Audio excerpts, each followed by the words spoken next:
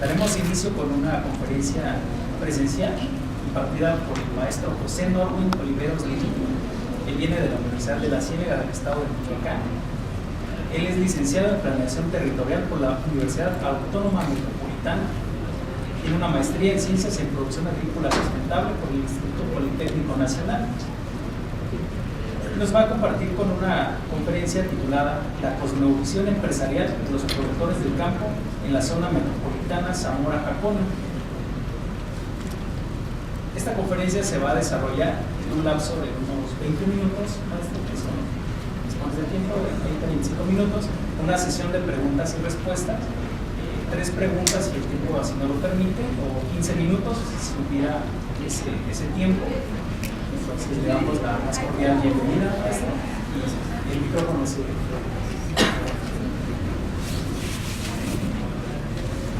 ¿Qué tal? Buenas tardes. Bueno, pues antes que nada, muchas gracias por la invitación.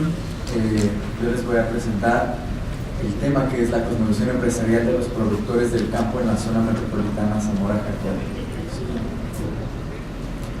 La zona metropolitana Zamora-Jacona es una de las zonas metropolitanas más importantes a nivel nacional. ¿Por qué? Pues porque aporta el 1.1 del Producto Interno Bruto con esta implementación de agroindustrias y las empresas de frutos rojos que hay en esta zona. Tiene una gran importancia en el mercado mundial y sobre todo en el mercado norteamericano. Aquí, cuando hablamos de cosmovisión, todos hacemos referencia a que la cosmovisión es únicamente de comunidades indígenas. Entonces, de este supuesto se parte de que todos los grupos sociales tienen una cosmovisión. ¿Por qué? Pues porque tenemos referentes similares y algunas cuestiones y características que nos llevan a tener una cosmovisión propia de algún grupo social.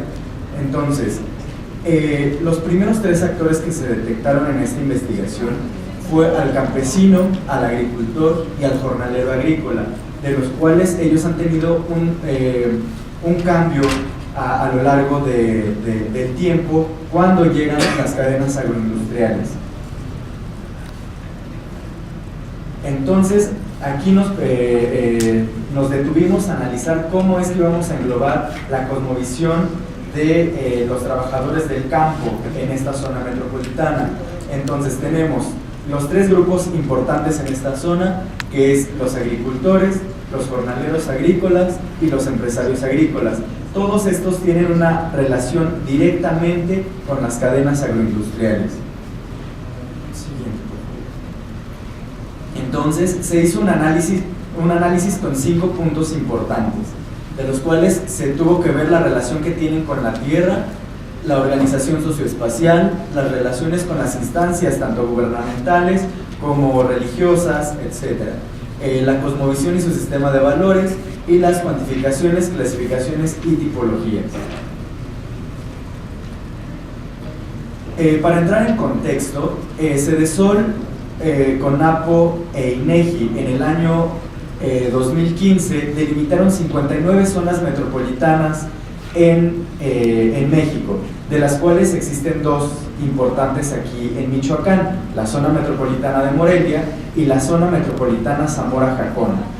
Esta zona metropolitana Zamora-Jacona es, como mencionaba anteriormente, es importante ya que tiene el 1.1 del Producto Interno Bruto a nivel nacional, pero no es una zona metropolitana tan grande, únicamente cuenta con 2 municipios, de los cuales no lo podemos comparar con una zona metropolitana de la Ciudad de México o de Guadalajara, que cuentan con más de 15, 20 o 25 municipios.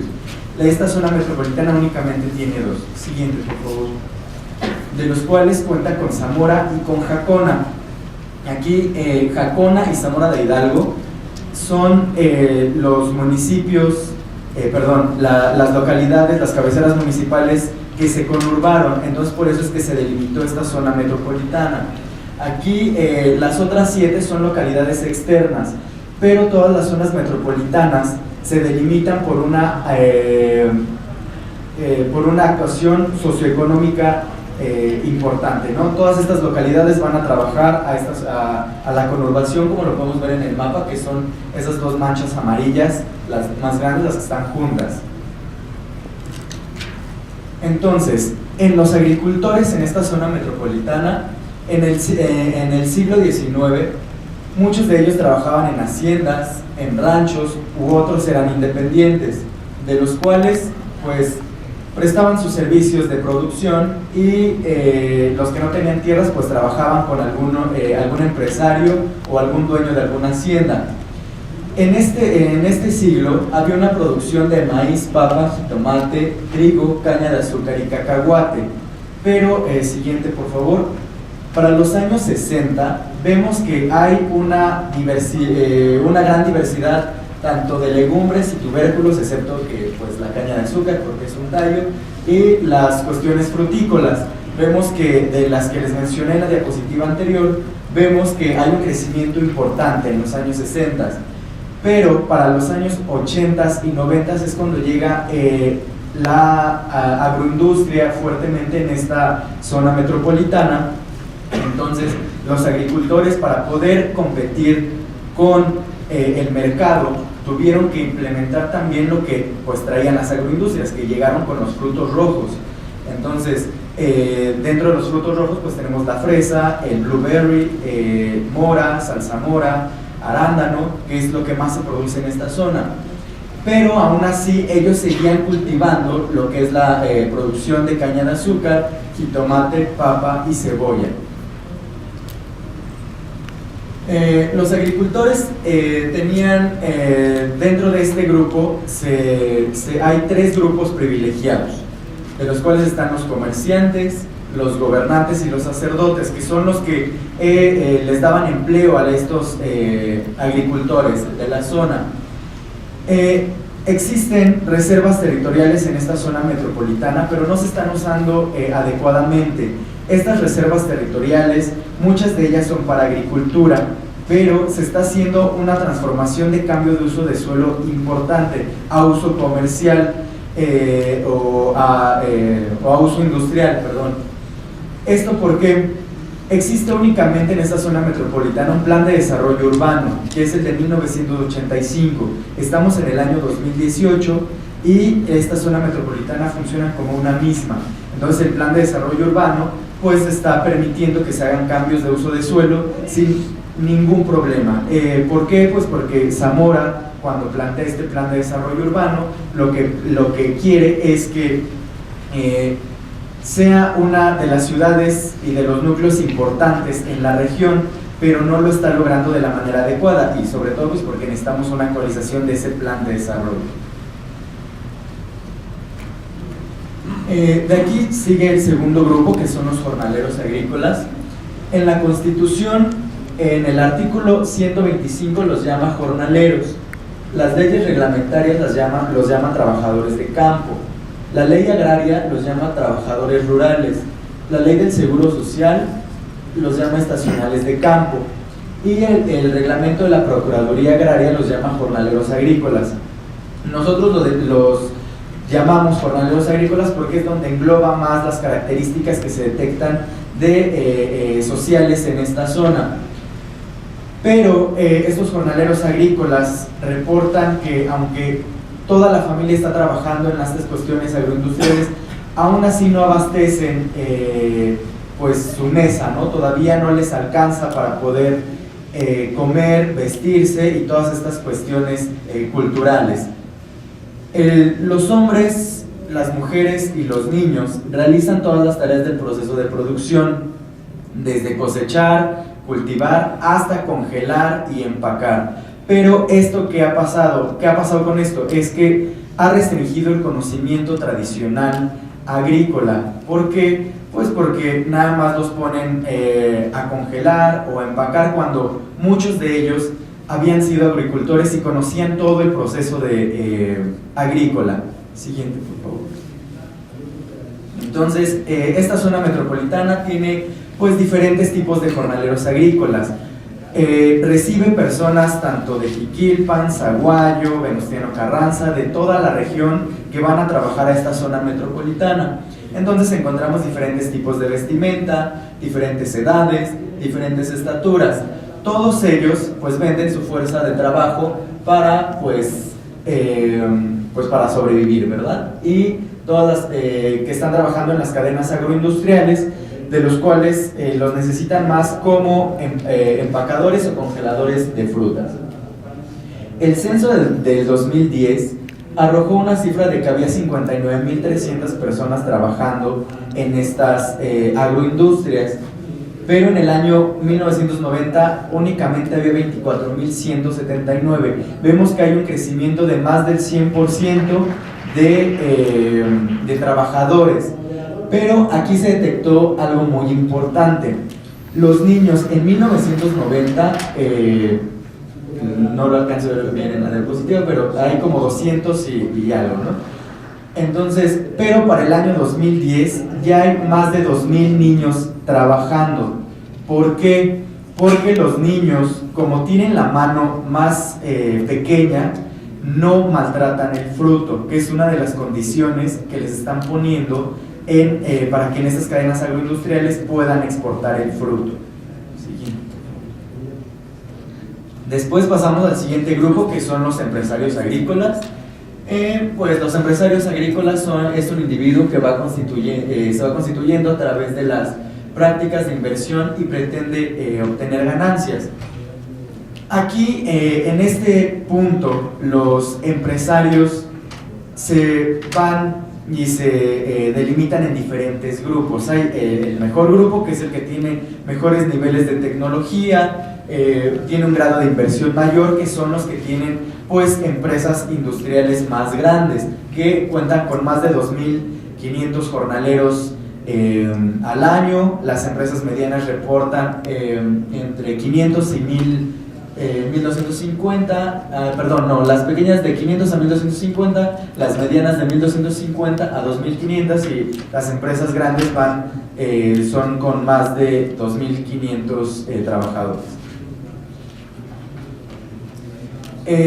Aquí los empresarios agrícolas en esta zona metropolitana tienen una gran importancia y un gran apoyo gubernamental, porque, como mencionaba, el cambio de uso de suelo a uso industrial ha llevado a que se haga una gran implementación de cadenas agroindustriales en la zona.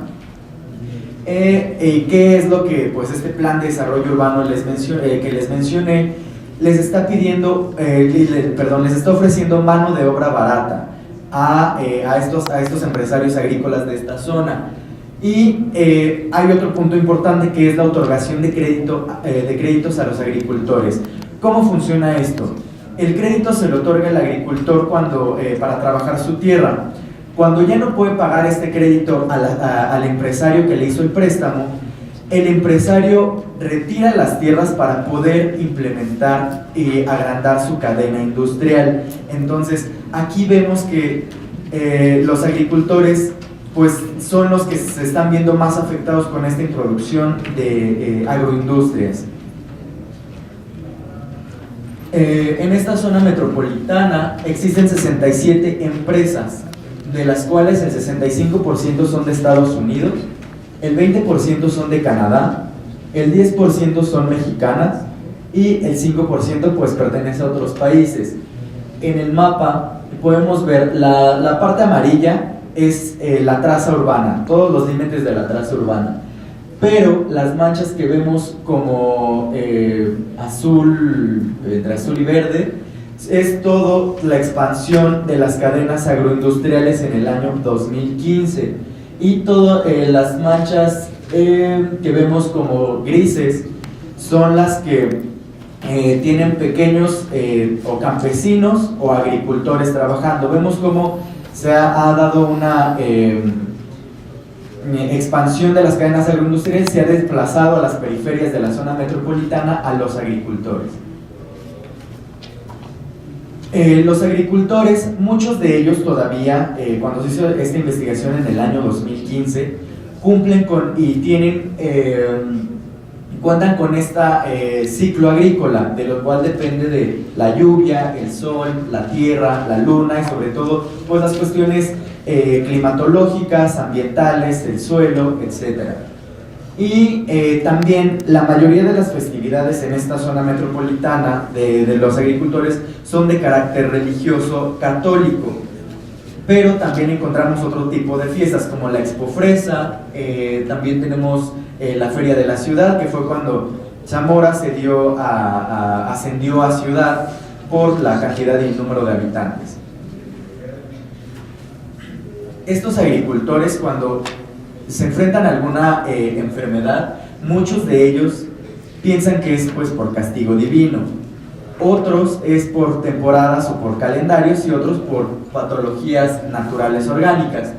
¿Cómo es que se curan estas enfermedades los agricultores? Muchos de ellos pues dejan que pase la enfermedad y lo hacen de manera natural. Otros recurren a las plantas medicinales, y algunos otros pues en el carácter psicorreligioso, y algunos otros ya cuando la última instancia que dejan es el servicio médico. Su organización social está basada en un sistema de cargos que pues vemos los hombres, niños, mujeres y niñas, los cuales los hombres tienen que llevar a sus hijos varones a trabajar y que aprendan todo este ciclo agrícola, mientras que las mujeres se tienen que quedar en casa y las niñas tienen que aprender todas las labores de casa.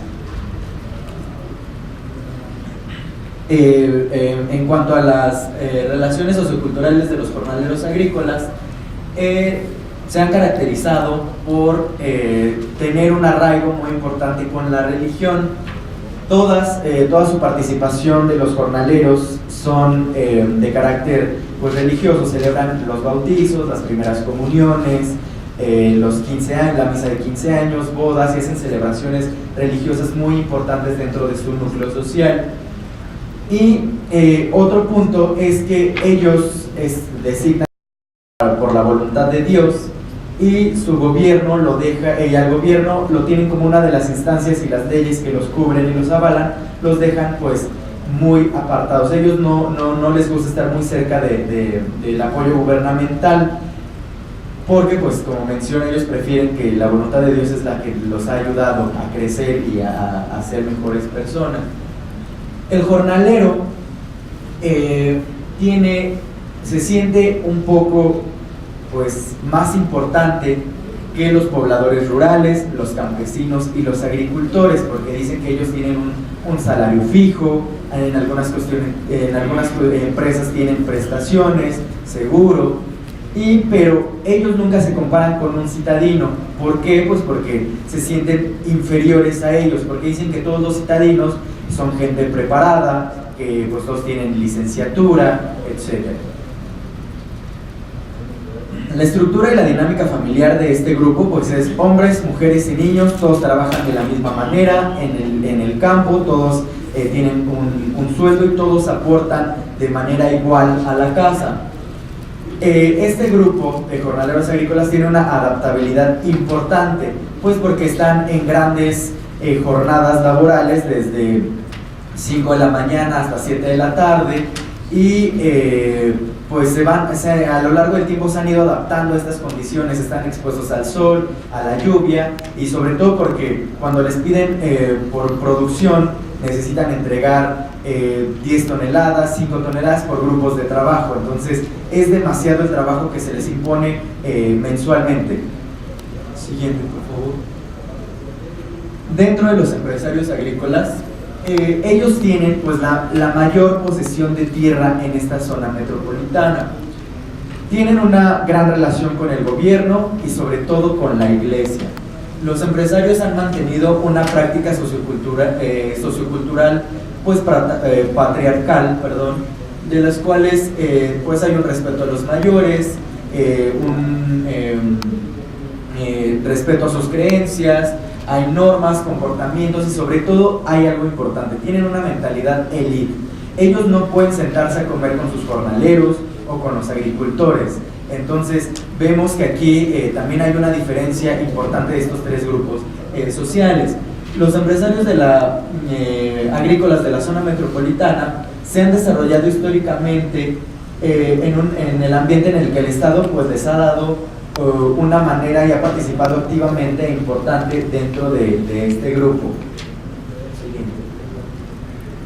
Entonces, ya como conclusión, los agricultores, jornaleros y empresarios están regidos por las agroindustrias en esta zona. pero el modelo estadounidense es uno de los más importantes y de los que influye en esta zona. ¿Por qué? Pues porque les está dando ciertas normativas y certificar el fruto.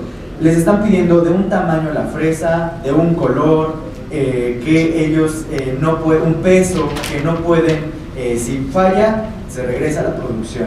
Entonces vemos cómo todos estos grupos sociales se han ido transformando por el mercado estadounidense, que son los que compran la mayor parte de estas producciones. La instalación de las agroindustrias en esta zona metropolitana han generado una enorme demanda de fuerza de trabajo, cuya satisfacción ha implicado la aplicación de radio de poblados para que abastezcan toda esta fuerza de trabajo, incorporando a niños y mujeres al mercado laboral. Los niños y mujeres, como veíamos en las diapositivas anteriores, han tenido una mayor participación porque, como les mencioné, son más delicadas cuando manejan el fruto. Entonces, cuando pasan por el certificado y por la calidad, ellos pues presentan mejores productos terminados. Pues muchas gracias.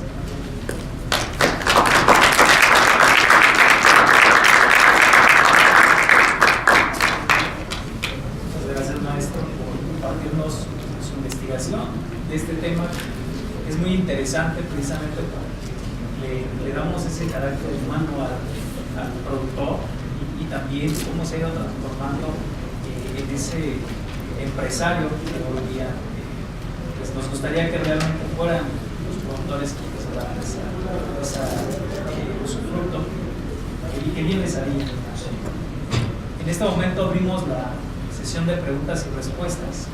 Disponemos de 10 minutos.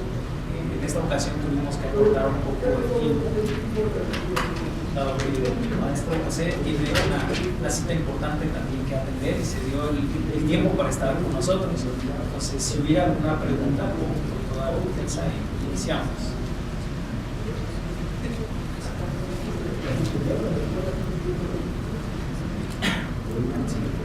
Gracias, doctor Francisco Brown desde Univín.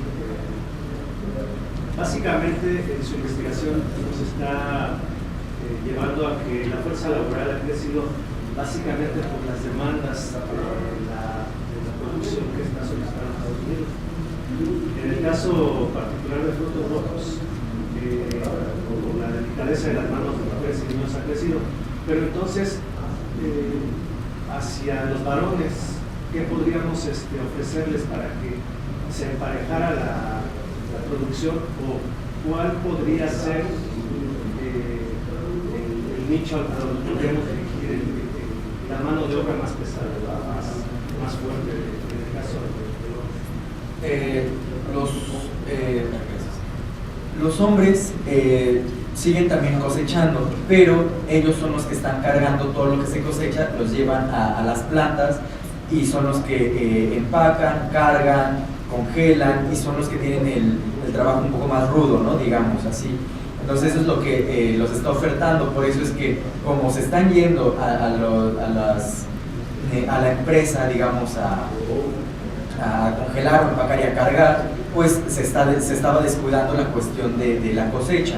Entonces por eso que se percataron que las mujeres y niños podían manejar esto. Aunque con una de las entrevistas que tuve ahí, muchos de ellos también, de los empresarios, me comentaban que las mujeres son un poco más fáciles de manejar que los hombres.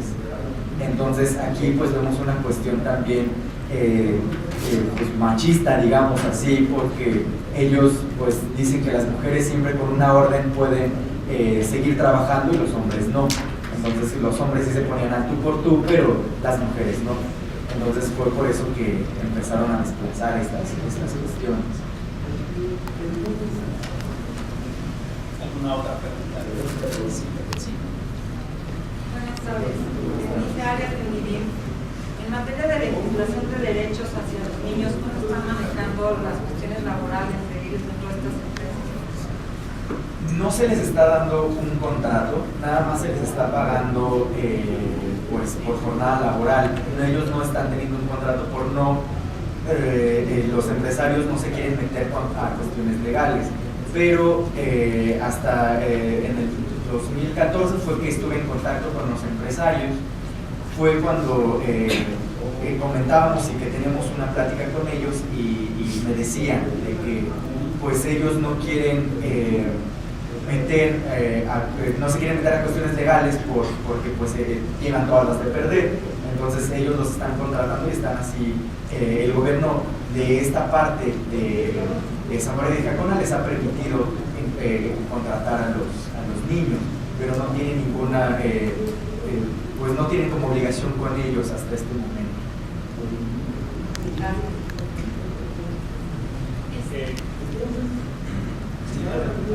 Luis Miguel Dunivin, una pregunta con respecto a la compañía.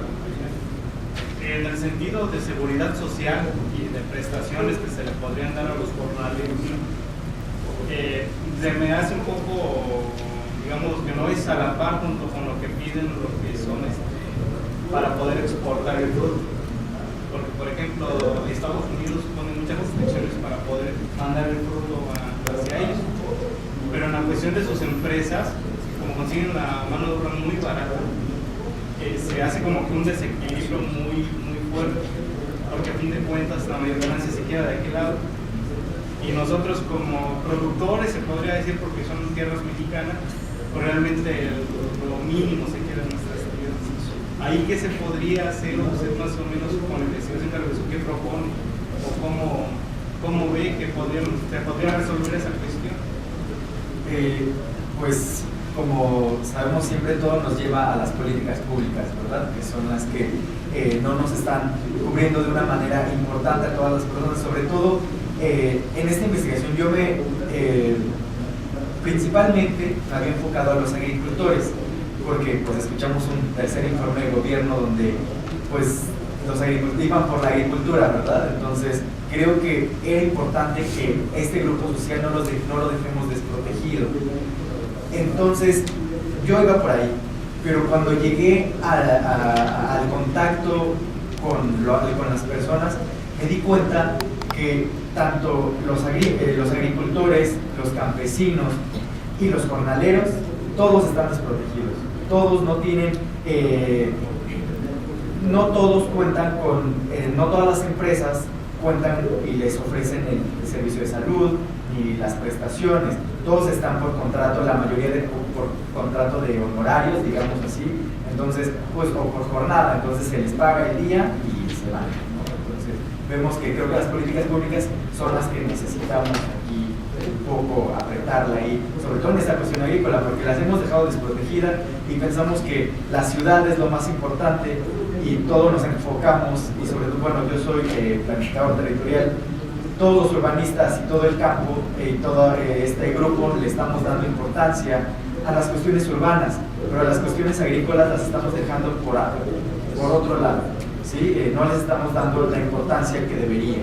Entonces creo que aquí es, por eso pues me metí a una investigación totalmente del campo para poder hacer ese nivel urbano-rural, porque siempre estamos en lo urbano, que es lo más importante, y que pavimentar todo, ¿verdad? Porque ya últimamente queremos pavimentar y quitar los árboles de todos lados, entonces vemos que creo que es importante que también le demos estas cuestiones al campo.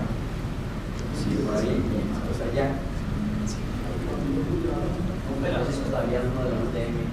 ¿Cómo se enfrentarían, la agricultura empresa se enfrentaría si un niño tiene un accidente en institución legal? ¿Cómo se enfrentarían a la justicia? ¿No tiene seguro? Ellos están totalmente aparte, o sea, hay un accidente o algo, los llevan a un servicio médico, pues, no sé, les dicen ve ahí con doctor Simi o a farmacias del ahorro, y ahí que tienen un consultorio, pero no están cubriendo o sea, ellos quedan muy, se lavan las manos y si sucede el accidente, pues. ¿Será a nivel también referente a los niños jornaleros? ¿Cubren la misma cantidad de horas o es menor? Sí, ¿O cubren. ¿No tienen incluso oportunidad para estudiar? No, muchos de ellos no, porque los jornaleros, muchos de ellos están diciendo, bueno, pues ya que el niño trabaje, ya tenemos un sueldo más en la familia, entonces por eso dicen, bueno, pues que trabajen con nosotros, ya nosotros podemos cubrir más las necesidades de la casa. Entonces por eso es que cubren también de 5 de la mañana a 7 de la tarde. Y bueno, yo que soy de Jiquilpan, luego llegan camiones ahí a las 4:30 de la mañana, 4 de la mañana, suben a todos, a hombres, mujeres y niños, y se los trasladan a la zona a trabajar y ya los regresan en la noche. Buenas tardes. Yo trabajé en una empresa de fresas. De hecho, la mayoría de las empresas que tenemos ahorita en México ya son pertenecientes a Estados Unidos. Los contratos que se daban ahí eran solo para mayores de edad. No se permitían niños por lo mismo, los accidentes, y se metían más en problemas legales. Entonces, de todas formas, todo el personal estaba desprotegido. Nos decían, tengan contrato, no van a tener seguro, pero nunca tuvimos nada. Nos pagaban muy poco y aparte todo el producto bueno, obviamente siempre es para Estados Unidos. El peor siempre es para México. Entonces, pues respecto a lo que comentan, en estas empresas donde yo trabajé no se aceptaban niños.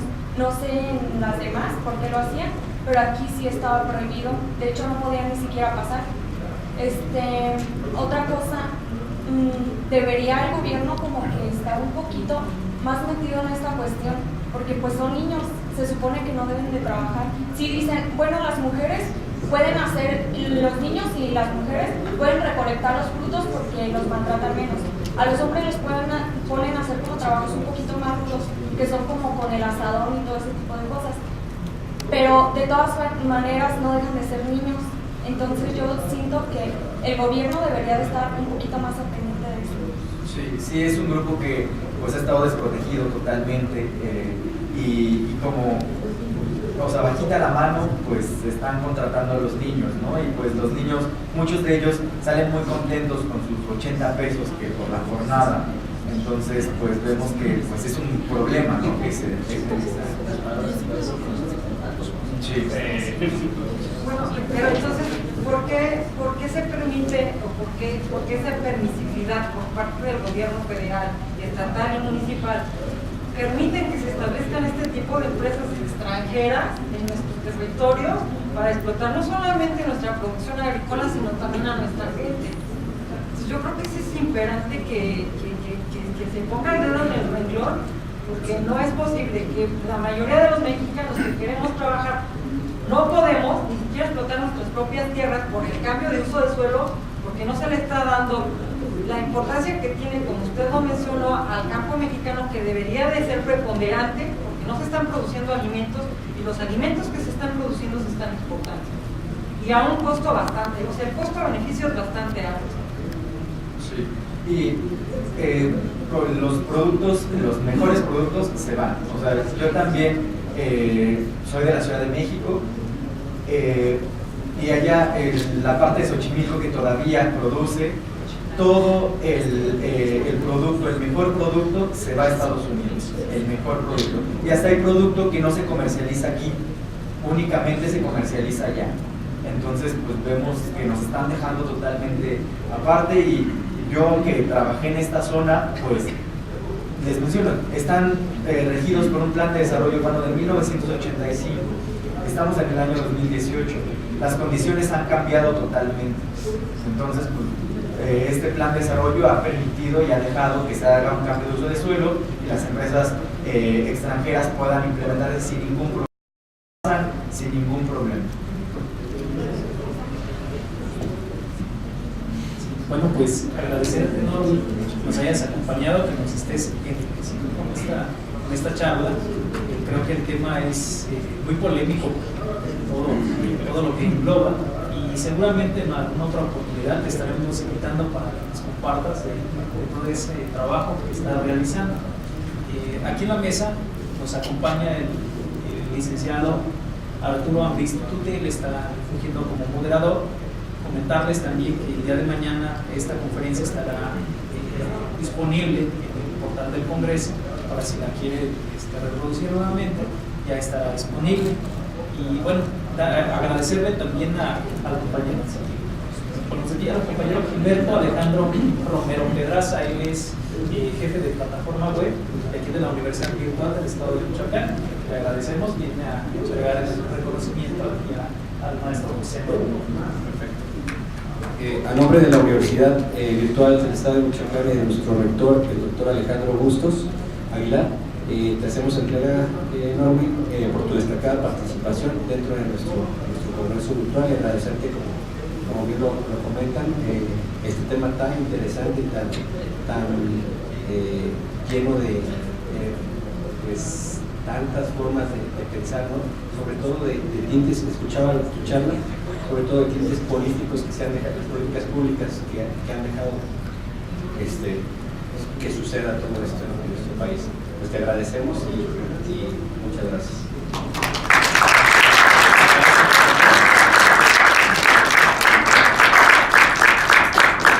A ustedes que nos acompañan, les comento que ahorita a las 5:30 vamos a tener el conversatorio de la biotecnología en la agroindustria michoacana para que nos acompañen. Estamos en espera. Bueno, tuvimos que agilizar un poquito esta conferencia por la cuestión del tiempo del maestro Norwin. Agradecerles nuevamente que estén con nosotros. Nos vemos ahorita unos 5:15, ya estamos por aquí de regreso. Muchísimas gracias a todos.